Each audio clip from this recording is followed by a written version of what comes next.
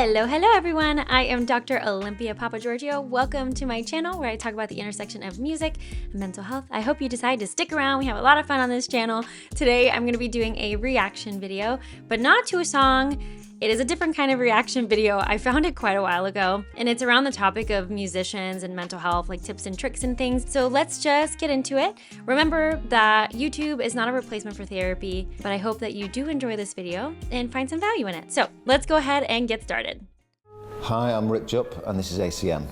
Today I'm going to be talking about Mental Health Awareness Week. I was the original drummer and songwriter in the band Elbow. Been going for about 25 years, and I left last year to pursue more teaching, set up another couple of projects, and join ACM. It's very important for musicians, creative types, to talk about mental health and be aware of their mental health. In my experience, it's because there's a kind of thought that, you know, if you're creative, then you don't really suffer from mental health.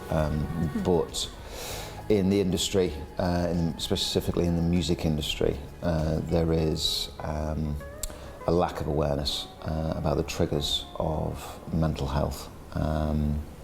So I think it's very important to address these. That's why it's so important to have this kind of content out, right? And to talk about it. And this is even an attempt to bridge that gap between what's happening in the music industry, what's happening to musicians, what's happening to people, and to bridge the gap between musicians and mental health. And it's a really important topic. And there's stigma that exists around mental health in many industries, in all kinds of different places. There is stigma that exists around mental health. And that's why this sort of information is so important. The conversation is important to have, to just bring it up. Let's just talk about it. Let's discuss it. And I think it's interesting. He brings up the idea that when you're an artist or musician of some kind and you're in the creative space, that because you're doing the creative thing that you love, that maybe nothing's wrong, like nothing could happen to you. But mental health challenges can happen to anyone. Anyone, anywhere, from any background of any kind can experience mental health challenges and difficulties. And it's important to remember that at the end of the day, we are all humans and anyone can struggle with all kinds of different things. And we can suffer in all kinds of ways. I just appreciate the beginning of this conversation, just to get into it. So I think it's very important to address these today. Some tips and tricks that I've learned over the last sort of 25, 30 years in the industry as we grew as a band is to talk about it with the other guys in the band. We're very close to management, and all the team that we built around us were very close. So I was lucky in being able to talk about this with the immediate team around us. We knew each other from school in the band, so there was history there. There was nothing that we couldn't bring to each other, so we were quite lucky in that respect. But I think we can feel so vulnerable when we reach out to somebody and tell somebody what's going on. So it's fabulous that he was able to do that and had even management, to have management there, to have his peers who part of the band were actual peers and friends of his, that they could have these conversations so openly. One way to think about reaching out to people, first of all, we're human beings. We are made to connect. We are made to connect with other people. We are not supposed to be alone. We're not supposed to be doing this alone. We're not supposed to be doing life alone. We're supposed to be reaching out to people and connecting with other human beings and being around others.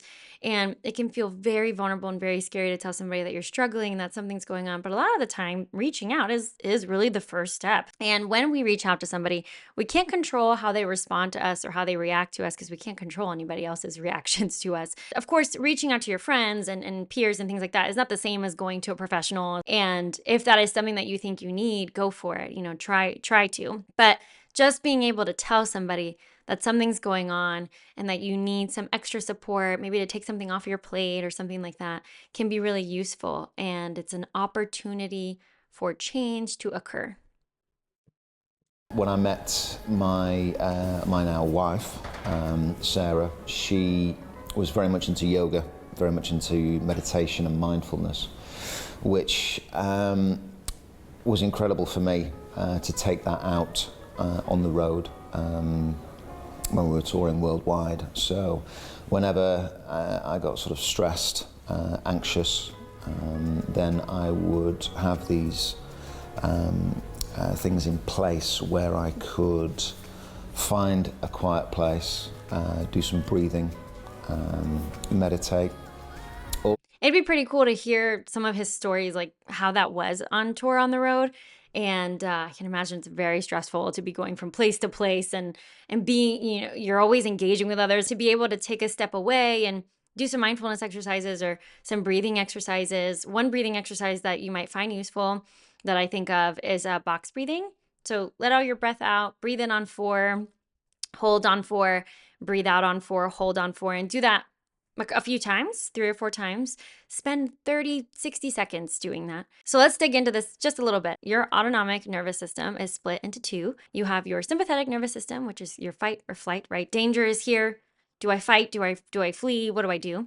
And your parasympathetic nervous system, which is your rest and digest. So utilizing your 5 senses might be a useful way to activate that parasympathetic nervous system to help your body kind of come back down from your sympathetic nervous system working so hard, so that you can come back down to a bit of a restful place and bring your nervous system back down to calm as much as you can. So you might find that utilizing your 5 senses or breathing might be useful for that. Here's one way to kind of approach that. Look around the room. How many things in this room are blue? How many things in this room are red? How many things in this room are yellow?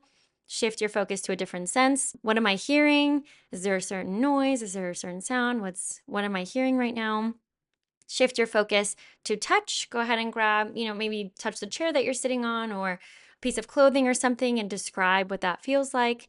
What am I smelling, right? Any scent that I'm smelling, is it good? Is it bad? And then what am I tasting? Am I tasting something that I ate? Did I brush my teeth? And this can help with reorienting you back to your space and your surroundings and kind of bring you back down a little bit. So I would love to hear some of his stories about where he went and how he was able to structure or figure out a way to implement these sort of things. It would be really interesting to hear more details about that. Place, do some breathing, meditate. Also keeping yourself and keeping myself healthy. Trying to eat well as best you can on the road, because there is no real sort of routine or structure within the industry. You generally sort of forget about yourself and your physical and mental well-being. So I think if you can get things in place, a bit more self-discipline when it comes to talking about these things, and also setting time aside for yourself, either in the studio or on the road. It's very, very important. Deep breathing, meditation exercises, yoga, trying to keep fit, eating regularly and healthy, choosing a salad instead of a Ginster's pasty. Other pasties are available. Hydration. It can be so easy to lose yourself in your routine, whatever that is, especially if you're working hard, and that can apply to anybody. I can imagine on tour, that is so stressful. You're going from one venue to the next, and you're trying to keep yourself afloat, and you're interacting with people, and then you're trying to get sleep, but you're sharing space with other people, and there's just a lot going on, I can imagine. Like he said, keeping yourself as healthy as you can. You might work a full day and forget to take a sip of water, which is wild, but it can happen. So trying to be conscientious about reminding yourself, maybe even putting a reminder on your phone or something that tells you, like, take a sip of water, try to take care of yourself, remember to breathe, stand up, take a break. Those things are really, really important to keep yourself going, especially in high stressful situations where there's so much that's demanded of you and there's so much that is being pulled from you all the time. Pasty, other pasties are available. Hydration, drinking water, not just drinking soft drinks. That's what's kind of maintained I know that as an independent artist, a venue may actually offer you alcoholic beverages instead of something else like a meal, or instead of just a normal paycheck or money for a performance. You want to make sure that you are in a space where you can show up on stage and perform and taking care of yourself while you're doing that. Again, there's struggles as an independent artist trying to make ends meet sometimes. How much money am I going to make this month from, how much am I singing? How much am I performing? And then you get sick and then you can't perform. There's all kinds of things that show up for musicians for sure. Keep in mind, caffeine actually dehydrates you, and I love a cup of coffee every day. But when I have to sing, I have to remind myself, hey, you've got to make sure you get more hydration. Getting my throat coat tea and my water and having it with me and trying to drink even like 24 to 48 hours before, trying to make sure that I am hydrated. So don't forget that caffeine can dehydrate you. And so keep that in mind. Drinking soft drinks, that's what's kind of maintained my mental well-being as well as my physical well-being.